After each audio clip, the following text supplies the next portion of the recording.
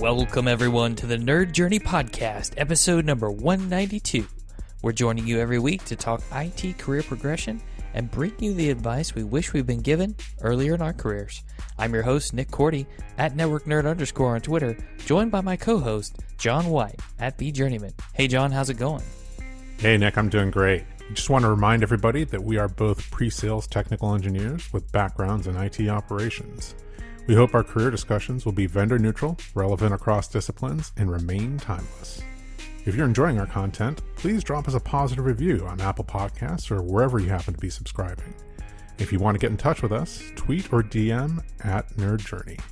Ultimately, we're just two nerds on a journey. A journey to career enlightenment. So let's take a trip. This week is a part 2 of our series with Brett Hill. But to know what's going to happen this week, you should probably go back and listen to what happened last week in episode 191. We talked to Brett about his early career. He was a tinkerer with technology. He became a technical trainer, caught a technology wave super early, and he worked for Microsoft doing a number of different things. One of the coolest things in that episode is he decided to own the space for Internet Information Services and really built a deep expertise, and he talks about how you might decide what you want your area of expertise to be. He moved through the transition to online services like Office 365, Microsoft 365, and what that transition was like both inside and outside the company. And then we talked about his pivot into tech marketing. But this week, there's a different pivot coming, isn't there, John? Yeah, absolutely. I think we got to listen, or at least I got to listen because I wasn't at the record. I had some stuff going on with power at the house. But, there's a really interesting conversation that happened. The overall, theme of this second half of the discussion was mindfulness and Brett's kind of move away from the technology industry and starting a coaching business in mindfulness. I had an interesting gut reaction because I think you and I were talking about this before we started recording, but things like mindfulness are easy to dismiss in the tech world, it doesn't feel like hard science. But then, I was thinking about it a little bit and I went, well, I guess discussing concentration, like when we, did 7 episodes on Cal Newport's deep work, same type of thing.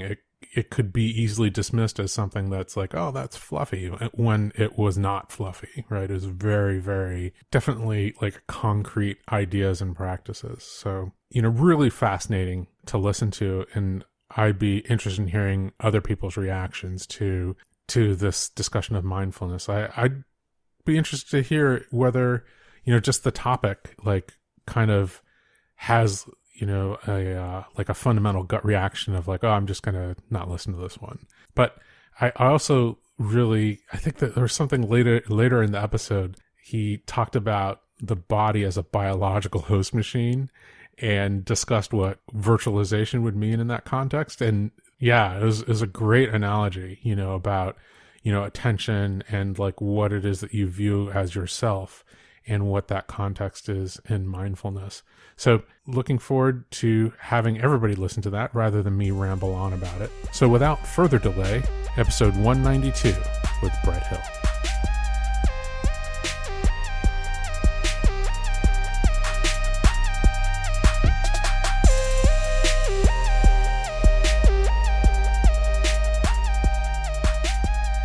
So let's go back to that mindfulness practice you mentioned earlier, Brett. You were studying mindfulness, meditation, somatics. At what point did the scales tip over and that actually became more interesting than the technology you were working on? Well, I have to say, to me, it was always more interesting. It's just that the job is hard to leave. It's because, it's kind of fun, and tech jobs, they don't pay badly if you get the right kind of job. And so it's kind of hard to just walk away from it. But I was always more interested in interpersonal connection, consciousness raising, helping people be more real and integrated beings was really, I felt like where my real strength was. So in a certain way, I kind of felt like I was playing my B game all this time. And eventually, I'd done it a long time. And so I finally decided, well, if I'm going to do this other piece, which was calling me more and more, I got to do it because, life doesn't last forever. So I had a long career in tech, and I said, I just said, I've got to run this base, as my wife likes to say, run your bases. So I have to run this base. So I decided to start focusing on helping people in a very direct, one-on-one and one-to-many way. And at what point do you feel confident enough to start helping people and getting paid for it? Because I imagine that's probably an interesting decision point. Like, I'm really interested in this. I want to help people. How do I know if they'll pay me to help them? Well, right. I mean, you have to. Was a really big shift because internally it came from the cool thing about technology is you can demonstrate a truth. You can say, yeah, if you flip this bit, this thing happens, and it's demonstrable that you know what you're talking about. But if I tell somebody, if you learn to work with your breath, you'll make your life a lot better. They have to believe you first, and I can't demonstrate that for them objectively. They have to try it to know. And then if they try it and go, okay, see, I'm taking a breath and it's not working, so I don't believe you. Or I tried that last year, or I tried that when I was 7, or whatever. There's like some idea in their head about why it won't work. And it could be that they're wired in such a way where it doesn't. That does happen. But for the vast majority of people, that's solid advice. So it's very hard to convince people of that kind of neurological. It's a neurological fact. If you like the SEALs, the Navy SEALs, they do this box breathing. You may have heard of that, and because it affects the amygdala, calms your nervous system down, and you're going to be a better warrior when you're calm. And guess what? You're going to be a better person. You're going to make better decisions. You're not going to say things that you regret so much. You're going to see opportunities for solutions that you miss otherwise. And those are often better solutions than you would otherwise find. So the scope of the impact is, I can't overstate it. It's so powerful and so impactful that if people knew, everyone would be doing it. And that's the mission that I'm on these days, is to help people wake up to the opportunity that's just right at their feet. And the name of your business is Language of Mindfulness? Is that accurate? It's actually the Mindful Coach Method. Okay. The Mindful Coach Method. It was the Language of Mindfulness about a month ago, but I just literally pivoted this last month because I wanted to have something that was a little more direct about what I'm doing. I've taken all this learning that I've done for so many years, and I've crafted a process that if people do it, it will help them. And there's a lot of things that work. You could take traditional mindfulness training, you could take traditional meditation training. Well, traditional, there's a lot of forms of meditation. And those things will definitely help. This particular process is about helping people discover their own natural, native resourcefulness and really, really grounding in that. Almost like if you could wave a magic wand and say, I want you to speak your personal truth. Who are you? What's important to you? What matters to you? And I want you to act and speak from that place all the time. The question is, why don't people do that? Wouldn't Good question. Wouldn't we be better off? Well, we don't, because we get hurt. The world resists sometimes.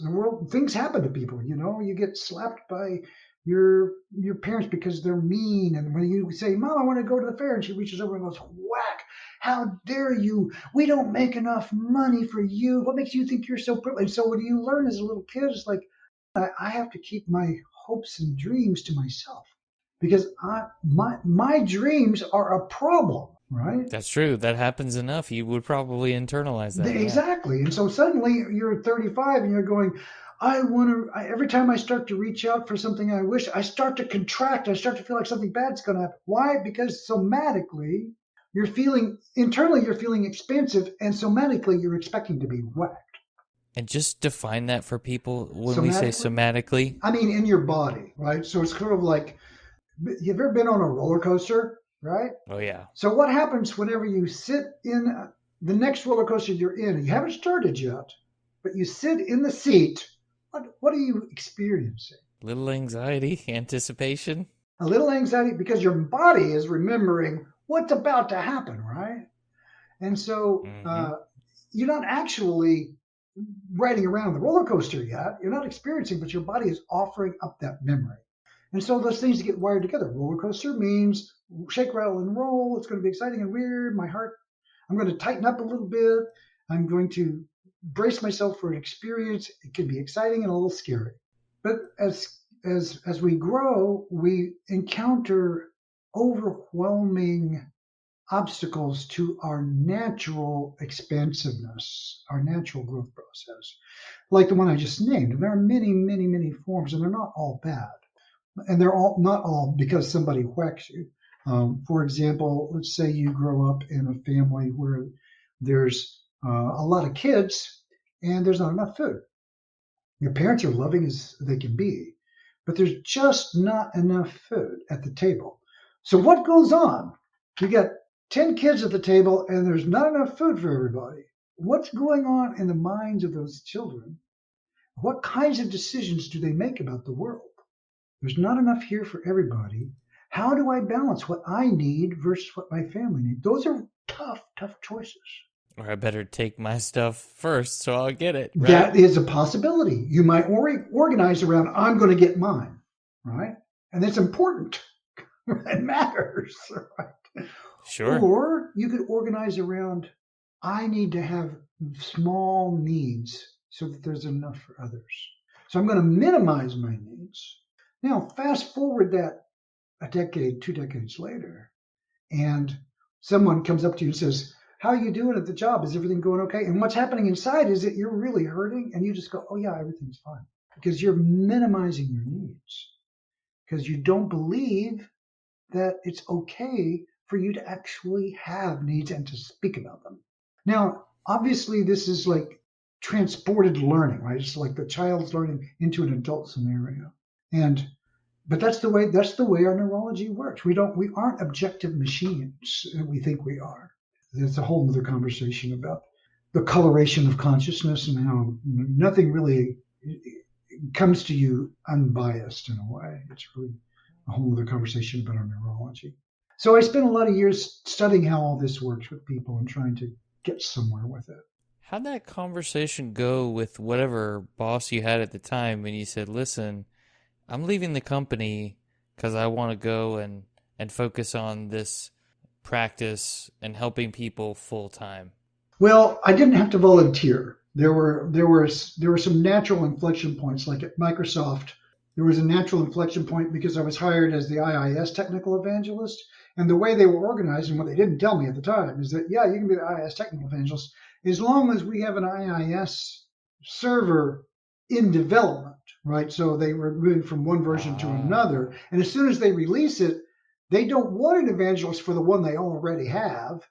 They want the one for that's either brand new or about to come. So it's not like sustaining evangelism, so to speak, at least at this company. So at that point, I had to find a new job. That's when I moved on to online services, because online services was the new cutting edge. And so once that got released, there was a whole other wave of assimilation. And at that point, I decided to leave. So it was just sort of like, if you don't find another position, then you're effectively not here anymore. So I just opted for that. Well, I think what I'm referring to is that eventually I think you had to resign from a company to go and start your business, basically. Well, there was the situation, like I said, at Microsoft, where I didn't really resign. It's just the job went away. And so it kind of like, they don't fire you. You sort of volunteer to lay off, and they're happy that you do because they don't have to mess with it in a certain way. And so I kind of didn't get the deal that I wanted from them in a certain way. So it wasn't a great experience for me at that point. And so I moved on to Riverbed and some other things. And then Riverbed, with their big transformation in the whole technical marketing department, got collapsed. And at that point, it was a decision point for me to just do something else. So I got hired by another company in Redmond to help write more Microsoft content. And then they had a pre-COVID sort of collapse as well. And so suddenly I'm like in the COVID unemployed workforce. So that's when I made my pivot. Ah, okay. That makes sense. So it's either go back into tech or transition. So I just took that opportunity to transition. Challenges as opportunity. Makes sense. When we say mindfulness, what kind of misconceptions would you say people have about that term? Well, there are many. Let's just start with a lot of people think it's something woo woo. I think it's like we're talking about, oh, you have to be a Buddhist or believe in past lives or whatever. It's like, it's really none of that. So that's one. The other is that it takes a lot of sitting down and meditation. You have to meditate for 30 minutes, 45 minutes, an hour every day. That's also a misconception.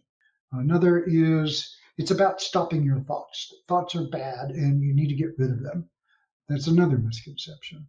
So there's a lot of misconceptions. There's a kernel of truth in all of those things in a way, but they're blown out of proportion to the degree that they're used as an excuse to not engage. And I can just tell you that the number one thing that you can do to improve the quality of your life and the life of those around you is to have some kind of a commitment to a mindfulness practice.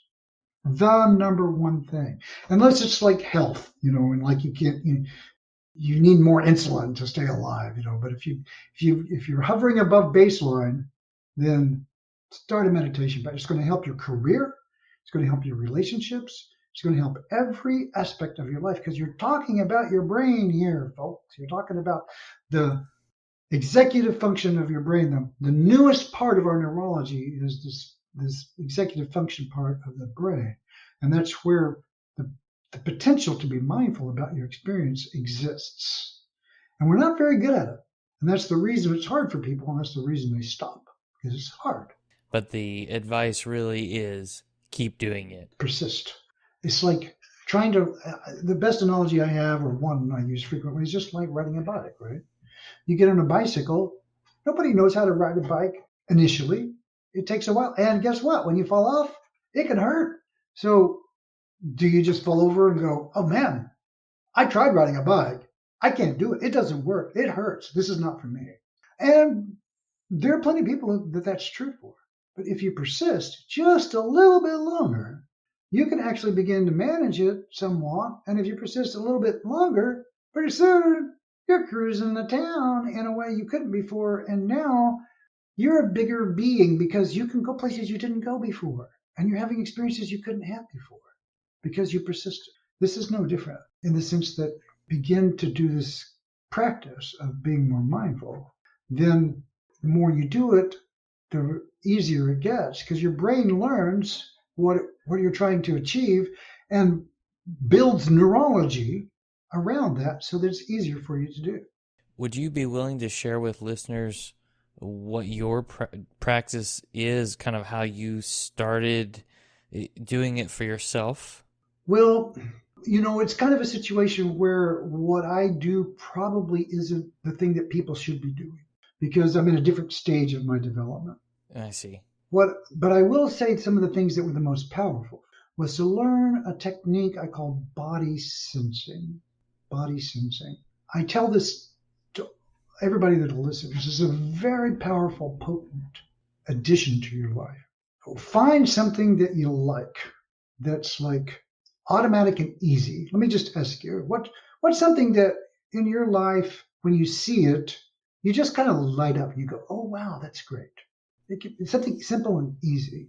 My daughter? There you go, right? So you see your daughter and you go, wow, that's just great. And in that moment, when you're going that, oh, wow experience, what's happening what kind of sensation is? Do you mind me asking you these questions like this? No, I don't mind. What's happening in my mind? Oh, wow, she's growing up. I can't believe she's, almost 13. Yeah. In 7th grade So now. what's that feel like in your body? What are you feeling? Maybe a little bit of anxiety, like she's not going to be here with, in our home like a long, long time. She's probably lived with us longer than she will probably not going to live here for 12 more years. Right, Probably going to be right. less than that before she's out of the house. So there's like And, a I need to pay for college oh. or a car. So there's a lot of so right on the heels of that, you have, oh, this is so great, and there's an awareness in you that this isn't going to last. Yeah. And so those are, in my world, I'm noticing, I would say that those are wired up together in you, right?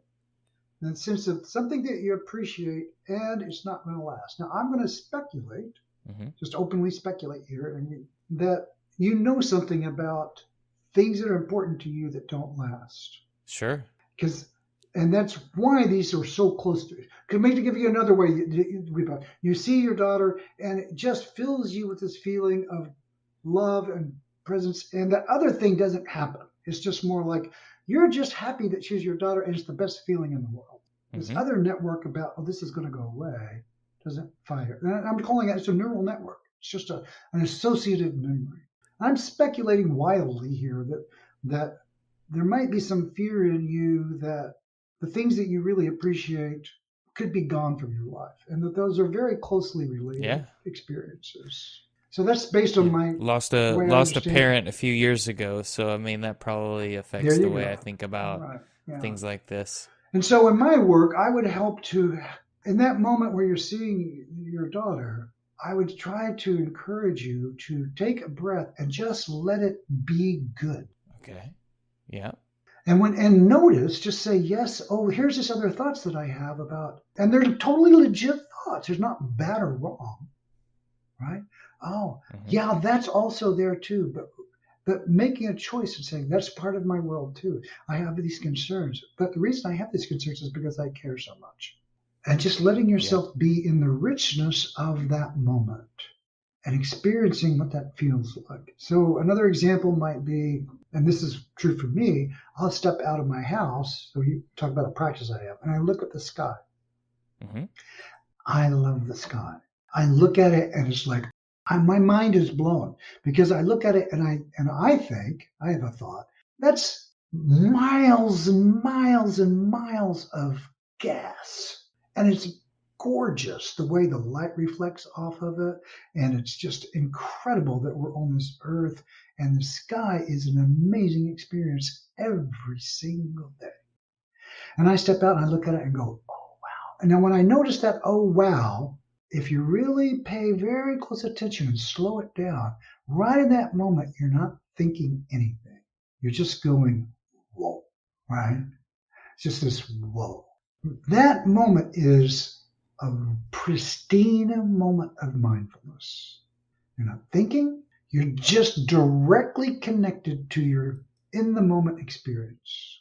And you can have that as many times a day as you wish. There's nothing between you and appreciating the sky or a tree or your daughter or a dog or a color or a sound or the way a body moves or a painting or picture. There's so many things that you can give yourself the pleasure of having if you just permit it.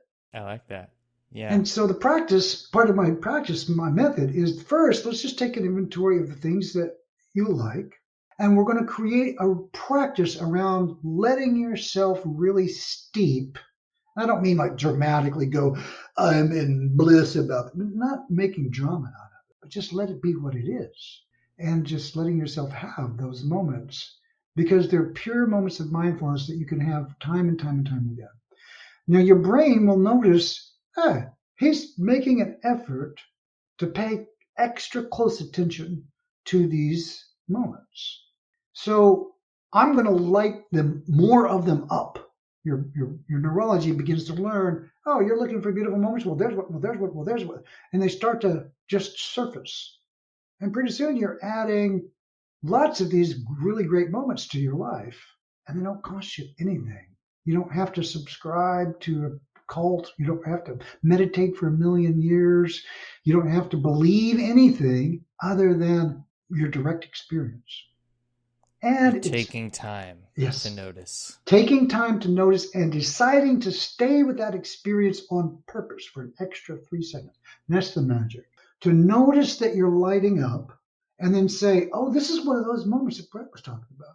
and just stay in it for an extra 3 seconds and just notice what it feels like to be there. It's sort of like they say, take time to smell the rose, or you taste something really good, right? And you go back for a second dip, it's kind of like, oh, that was good. I'm going to go for in that again, right? It's that. It's like going back again. I'm just going to hang out with this for a minute. I don't even say a minute, just 10 seconds. The magic is making the choice to do it, the conscious choice to do it. That's what makes it a mindfulness practice. That you're bringing your will, your a conscious choice to. I'm choosing this experience. The power of this cannot be overstated. It's exceptionally powerful. Now, there's a lot more to it. It goes places beyond this. This isn't just feel good about your day and avoid all your problems at all. Right. This is just step one. Step one, creating a little space for yourself and Yes. taking time to enjoy maybe even just ordinary things Precisely. in your busy life that you don't right now. Yeah, that's right. It's like I'm worried about what I'm going to, the script that I've got to write at work, and I'm not sure how I'm going to get it done. But right now I'm seeing a beautiful sunset, and I'm not working on the script. I'm just, why take that away from yourself? And in fact, I would argue that by giving yourself this kind of spaciousness, when you get ready to work on your technical projects, you have more resources available, more creativity and resilience available to see solutions that you didn't see before. And I remember one of the things you mentioned back at Don Jones's conference, AMP Navigator, last year, was about using some of these mindfulness techniques in interviews. Mm-hmm. And I think it'd be really interesting to explore maybe a couple of those tips and how you landed upon how you were acing those interviews. Well, right. It's really fun to be who I am in an interview because I feel like I turn everything around on people and they don't even know. It's kind of like really kind of subversive mindfulness in a way. Kind of, I hate to say it that way, but it's almost like you walk into the room and you're listening to them very closely, right? So I'm hearing what they want in a person, Mm-hmm. and I'm not shape-shifting myself to be that, but I'm measuring my answers against the things I know they're listening for. And if I can do that authentically and honestly, then it's a good fit for me. If I have to bend myself a little too much to kind of fit into the mold of what they're looking for, whether they're asking for it or not, then I can't do it. So now to answer your question, one of the things I like to tell people is to think about it from the other side of the room. A lot of people are worried a lot about what are they going to think of me? Am I going to present well? But I'm going to ask people to first think about what is it like to be the interviewer. Now, I've been in these conversations where you've got a day job, right? You're the technical evangelist, or you're the whatever you're doing. You're the IT pro in the data center. You're the scripter, whatever you're doing. And they say, oh, we want you to be on an interview loop for somebody. Well, you've got your regular job that you actually get rated to do and evaluated on. And suddenly you're getting called into interview after interview with people. So what you're hoping is that the person that you're talking to is the right person. You're wanting the person that you speak with to be perfect for the job. And so as the interviewee, when I walk into the room, it's a complete mindset shift if I realize that they want me to be the right person. They really do, because they've got other things to do. And if you're not, they just have to interview more people, right? Right. And they've got, that takes away from their actual day job, except for the HR people, and that's all they do all day, right? But the actual program managers or group leaders or whoever you're doing interviews with, they really want you to be the right person. So they're looking for you to give them information that excludes you. You're already dealt in. So it's yours to lose rather than yours to win in a lot of cases. I imagine most people don't think of it that way. Precisely, right? So you walk in the room and they're thinking, I hope he's the guy. I really do. Or the girl, And it's like, okay, that's a complete mindset difference. So all you have to do is go in and figure out what they want and be that person. And they'll tell you, we're looking for this and this, this. Oh, yeah. And you give them examples of how you've done stuff. Or make sure you understand that you can fill the shoes of what they're after. And also understand the context of the job. That's something that I got from Microsoft is context. You have to understand that the role that you're in, you connect with other teams, you connect with other people, and your ability to do that is a big influence. Remember that when you're going to work for somebody, your job in some ways is to help your manager look good in their interviews, right?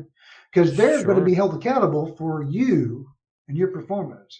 And so if you show up in a way where you're going to help them meet their marks, they're going to want you on their team. And a lot of times you just have to ask. And so when the time comes to they say, well, do you have any questions? I have a great question. Question is, let's just say that everything works out. The powerful part of that question is it asks them to imagine you in the role. Right. So in their head, they're thinking, okay, so let's just say that we said yes. Very, very subtle act there to get them to imagine the success of them saying yes, because that neurologically cues them up to do that. Then you say, what would success look like in my role a year from now? Then they will tell you, well, that I would imagine that you would do this and you would say that. And so they tell you straight up what they think the person in this job should be doing. And then all you have to do is be a person that they believe can do those things. I like that. And we'll put the article that you wrote about mindfulness and communication skills getting you jobs in the show notes, because I think that's a fantastic one that people can go back and reference. As we were scheduling the recording, we had an email conversation about mindfulness and IT professionals, and you came up with this really interesting analogy about virtual machines and hosts, and how we have subcells with independent beliefs and motivations. Can you just expand on that one real quick? Oh, sure. I mean, this plays some my true geek nature in terms of being, sort of an inner architect as well as a network architect. So I subscribe to this notion that most people, including me, we're kind of fractured in a way. Like we're not born that way. But remember, we were talking about how people can get wounded and things that can happen to you. So in Mm-hmm. those moments, a piece of you kind of peels off. You become someone who, like I said before, your natural organic tendency would be to like shine and radiate your enthusiasm, but if you learn that that's not okay, a piece of you has to get shunted away. It's not okay for me to be enthusiastic or funny or happy or whatever's good. Something that was good and should be celebrated and encouraged becomes toxic because of your context, not because of you. And so that creates a split in us in a way, and we spend our lives in a way trying to reintegrate these splits. So there's an analogy here to virtual machines in the sense that we're a host, right? And so within us there are kind of semi-partitioned selves. There's a part of us that wants to expand and be happy and great, and there's another part of us that says, well, you have to watch out for that. And then there's a part that's managing the interplay between these things. So you have The a scheduler. VMware server, right? You've got a VSX server, and it's like you got all these virtual machines on it, and it's managing all the interplay between all of these various operating systems, some of which all of them are competing for resources, but they don't know they're competing. They're each self-contained. So it's sort of like, and if you don't think that you're a fractional being, ask yourself, is the you that wakes up on January 2nd and not following through on your New Year's Eve commitments the same one that made those commitments? It's like, oh, this year I'm really going to hit the gym. I swear I'm going to do it. I'm really going to do it. January 2nd, it's like, who was that guy that made all those commitments? It's like, that wasn't me, right? So that's Can't be me, right? right. So, okay. So in that case, the virtual machine that has this, I'm going to get healthy agenda is not the same one as the one that's like, no, I'm not going to do that right now. But you're competing for resources in the sense that there's only one body. It can only be either in the gym or not. And so there's your time slicing between the focus points, and the operating system is managing that time slice. Yeah. I really like that analogy. And all the things we've talked about around mindfulness and somatics, what I hear you saying is this is a way to improve your focus for those big tasks that create the big value in the world, doing Yeah. the what we might call deep work. Well, it is deep work. It's like, to continue using the VM analogy, the problem is that people switch into the VMs and they think that's who they are. Just like each virtual machine thinks it's the whole server, right? It Right. thinks it's got all this memory and I've got a disk subsystem. It doesn't realizing it's sharing with all these other virtual machines. It thinks it's the only occupant. Well, our brains are the same way. We switch between these kind of fractional identities in a way, and we think that they're the only being. We have an experience of being a unified individual, but we clearly are at conflict with each other. That's why we do things like that are unhealthy for ourselves. It's like there's a me that wants to smoke, and there's a me that knows that I shouldn't. Two different beings in a way. Not, and I don't mean like completely separated, segmented identities to the degree. But there's a host operating system that can be aware of both of those things at the same time. Mindfulness is the process of giving the host operating system more attention. It doesn't suck your attention point into one of those subsystems. Instead, you pull it back out. You go, oh, that virtual machine is taking up too much RAM. I'm going to give it less attention. And I'm going to release that into free memory so that everybody else can be smooth here. And we're all going to, all my parts are going to operate together more harmoniously this way.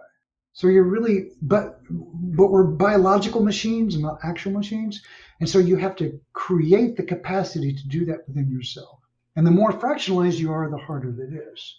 That's a great point, Brett. And I think that's kind of one of the mic drop moments we've had tonight. It's very good discussion.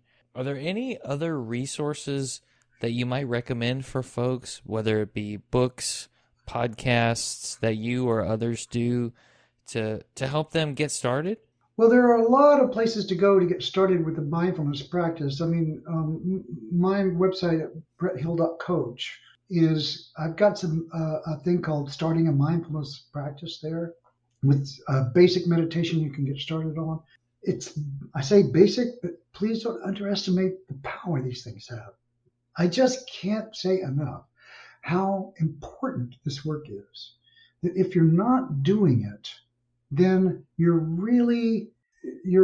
a 16 core CPU operating on 4 cores, and it's like you have the opportunity to light it all up. You just have to do the work that it takes. And so it's really important because that's really how we become the people that we can be. And if we don't do that, we can't create the world that we want to be in and the relationships that are sustain us and help us be happy people, basically, right? Effectively. Yeah. So to get started, the basic meditation practice, you can look up the classic masters like John Kabat-Zinn stuff. There's some good books out there. See, there's some free stuff that you can get from the Mindfulness Awareness Research Center. They have quite a bit of content that you can just access that's completely free. Oh, cool. And they have trainings as well. They have an app that you can download and use themselves. There's the important thing is not so much the way that you go, but that you go. It's like you have to get on the bike and ride the bike. And so there are a lot of places to learn how. So my deepest wish is that you just begin and don't stop unless it's contraindicated for you. There's also a whole conversation to have about when mindfulness meditation practices don't work for people because of PTSD and some other stuff like that. So it's okay to be uncomfortable when you're doing this practice. It's not okay to be terrified. And I think all you're suggesting listeners try is 5, 10, maybe 15 minutes a day. Yeah, that and the practice I mentioned earlier, the light me up. Like, if you don't do the meditation, that's the best way to practice. But look at, like the breath meditations, by bringing back to your breath. So you just pay attention to your breathing. You don't judge anything. You just pay attention to the fact that you're breathing. What does it feel like? Take a breath, relax. Take a breath, relax. Pay attention to your breathing. And in about 30 seconds or less, you'll start thinking about something else. That's totally legit. That's the way it works. We don't have enough material in the prefrontal cortex of the brain to sustain that attention. The amount of, you can think of it as like a capacitor. It's got a certain amount of energy, and as soon as that energy drains, you can't hold your attention anymore. So you relax, and suddenly you're imagining something, and that capacitor starts to fill back up, and suddenly you go, oh, I'm not paying attention to my breathing anymore. That moment is the mindful moment. That's the moment that you came out of the virtual machine into the host operating system. Oh, I'm not breathing in. I'm not paying attention to my breath anymore. Go back to my breath. Doing that over and over and over and over again without getting frustrated about it. I'm no good at this. This sucks. This is boring. I hate it. Let all that be true. Just notice, oh, there's a part of me that hates it. There's a part of me that's frustrated. There's a part of me that thinks it's stupid. Just get back on the bike. Because eventually what happens is this spaciousness begins to open up in you. And you start to realize somebody says something to you, and instead of reacting, suddenly you have a moment that doesn't, where the hardwired reactivity isn't so hardwired. And there's a pause in there, and you begin to notice in that pause, this is a famous quote, in that pause, there's the opportunity to choose. And in that choice, there's freedom. So this is, in the end, mindfulness is about freedom. It's about having the potential to make a different choice than the automatic one that you would make if you're not mindful. A better choice. Yes, sir. That's excellent. Well, Brett Hill, I want to thank you so much for joining us. Really appreciate the great conversation and guidance. And if people want to reach out to you, where's the best place to find you? BrettHill.coach is my website, and you can email me if you like as well at, I'll just use the easy one, bretthill@outlook.com. I'm happy to talk shop and see if I can help you in any way. Yeah, and it looks like you have a newsletter on your website and some great blog posts. So I would encourage any listeners to check it out and sign up for the newsletter. Great. Yeah, that'd be fabulous. Thank you so much.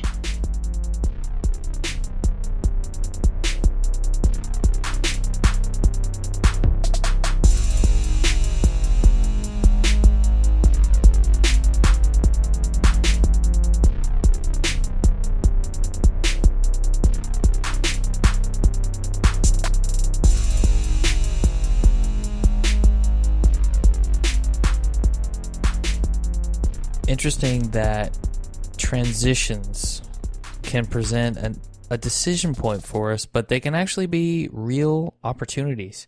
In Brett's case, he was talking about when things shifted and new technologies came out inside Microsoft, basically had to find a new role for himself or leave the company because the technical evangelist needs to focus on the new hotness. And at one point, it was just easier for him to leave. And it was kind of a similar thing at Riverbed. In that case, they made the team smaller, and it made it easier for him to go ahead and dive right into his business full-time, instead of it just being something that was really interesting, maybe even more interesting than tech. Yeah, now that I think back on it, like when we recorded the introduction, I kind of glossed over that transition away from, technology jobs and into being essentially an entrepreneur, starting one's own business and working for oneself. Like that's a big transition in and of itself. But I guess if you're going to have a background in something and what your new business is focused on, like mindfulness has got to be like hopefully one of the top things that, you'd be working in when you're actually doing that and have the space to be mindful about being a newly minted entrepreneur. Well, what's interesting is, and we really glossed over it in that first interview, but he talked about coming out of the record industry and owning a series of record stores. So he kind of had the entrepreneurial spirit or background, and it wasn't just something way off the reservation. I don't even know how to do this. Yeah, that's a very good point. Something to go back and talk to him about, I guess. Yeah, I mean, we could have talked for 4 hours, probably, much like every guest we've had. Right. And then it would be a 10-parter. I hate to come back to this thing and jump on it again, but that analogy of, the self and distraction and the biological body, as like a biological host machine with virtual machines and routing, your attention, between those virtual machines. I guess maybe now I'm extending the analogy, but that I just found that super fascinating, very, very useful. Like, all of these things are always like just a way to imagine like how your brain works, and it doesn't perfectly fit any one analogy, but it was a really interesting framing device. Yeah, I liked that. And he came up with this just emailing us back and forth. Yeah. Which was great. But I mean, it's the, the sign of a good instructor is, frame the topic in something that the person that you're talking to will understand. Even if it's imperfect, it's like get you 80% of the way there. Just the idea that kind of embodied like the whole goal of getting away from hardwired reactions to, external stimulus. And it just reminds me of advice that I've gotten in the past to kind of do things consciously. Even if the conscious decision is like a bad behavior that you're trying to move away from, I think the idea that I've had some of the coaching that I've gotten is, hey, if you're going to, delay doing something, which could, go under the category of procrastination, why not make a conscious and open decision that you're recording to not do the thing today, as opposed to just shoving it out of your mind and having it be the default. Like being mindful about what it is that you're doing and the decision that you're making and the implications of that decision is always better than having it be just like an unconscious consequence, or spending energy not thinking about it and just have that be the default. So it just really resonated with me. Yeah. And all these, we'll just call them tools or strategies, methodologies.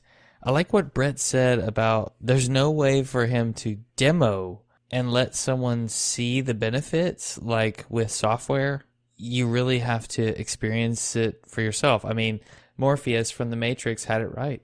No one can be told what The Matrix is. You have to see it for yourself. Yeah, it's unfortunate. Like, I think it's another one of those like barriers to starting a practice like this, where you have to do so much of the difficult work up front and not necessarily see the benefits and how it's going to, benefit you personally until, late in the game. Unfortunate. But I think that all we can really do is take a poll of people who have, started a mindfulness practice in this case to see, hey, what are the benefits for you? Like, are you following through? What, if you take a step back, like, is it a net positive, net negative? I think kind of like I did, again, outside of the realm of this conversation, I asked you about morning pages, I think a few weeks back, whether that was something that you were still doing. And, you told me the benefits that you were seeing from that. And it, had like a very like, profound impression on me about how you were, continuing to do that and what benefits you were seeing. I just thought that was really cool. And that's, you have to have people that you trust to be able to ask those things. So it's like Brett read the Practice by Seth Godin and applied the same concepts to what he was sharing with us about mindfulness and starting a practice. Keep doing it. Seth Godin said, keep shipping your work, keep riding the bike, keep doing the thing, and the benefits will come. They just aren't immediate. Yeah. On that point, there's a really good book out there called Peak Mind by Amishi Jha. I know I've mentioned it on the podcast before, but she studied the science of attention and worked with military groups and actually found that 12 minutes of a mindfulness practice per day improved decision-making of military personnel and had all kinds of other benefits for people that were doing it. It wasn't a lot of time. That was sort of the magic number. Any more than that didn't necessarily make a greater return over time. But even some made a return. I can imagine that working up to 12 minutes of mindfulness might take work. Like you couldn't just start out on day one and dive in and go, okay, I'm gonna, here's, a 12-minute block of mindfulness practice. Any more than you could start out on like day one and just like do 12 minutes of deep work, of intense concentration. Or 12 minutes of swing dancing for people who like that. I know that's not really your thing, John, but that was just an example I thought of. Yeah. Well, maybe people, listeners of the podcast might not know this, but yeah, one of my hobbies is swing dancing outside of technology. Really? So, Man, yeah. how did I just guess that? I don't know. Yeah. I think that if listeners go to graph.nerd-journey.com, they'll see that there is not actually a swing dancing note. So Sounds like a homework assignment. Yeah, maybe that's something that we need to do and go back and see if it's ever been mentioned before. I kind of doubt it. Just have to see. Yeah. Well, John, I think that's it for that segment and all the topics we had planned. Anything pop into your mind while we talked? Nope. Just a reminder again that we'd like people to subscribe and give us a positive review on Apple Podcasts or wherever you happen to be listening. You want to know if we're being helpful and are always looking for interesting questions to ponder. We're collectively on Twitter @NerdJourney. Farewell, listeners. Tune in next time as the journey continues. I'm Nick Cordy @NetworkNerd_ for John White @VJourneyman, signing off. Adios.